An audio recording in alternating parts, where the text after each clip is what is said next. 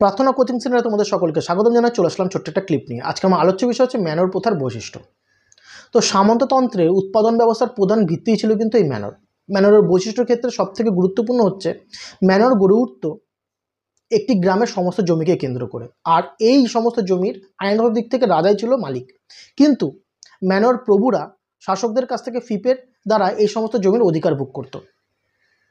ম্যানরদের অধীনে যে সমস্ত ভূমিদাস থাকতো তারা বাধ্য হতো ম্যানরের প্রভুদের কথা মতো চলতে, অর্থাৎ বেগাশ্রম দিয়ে তারা জমি চাষ করতে, এবং ম্যানর প্রভুদের যে সমস্ত উৎসব বা অনুষ্ঠানও তারা বেগাশ্রম দিত। তারা কখনো পালিয়ে যেতে পারতো না, যদি কেউ পালিয়ে যাওয়ার চেষ্টা করে তাকে শাস্তি দেওয়া হতো।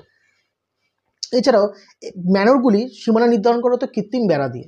ম্যানরগুলির মধ্যেই ছিল গোচারণ ভূমি, বনভূমি এবং চাষের জমি। এছাড়াও ছিল পতিত জমি। পতিত জমি আর বনভূমিতে সকলের অংশগ্রহণ ছিল। পতিত জমিগুলি ব্যবহার করা হতো খেলাধুলার কাজে।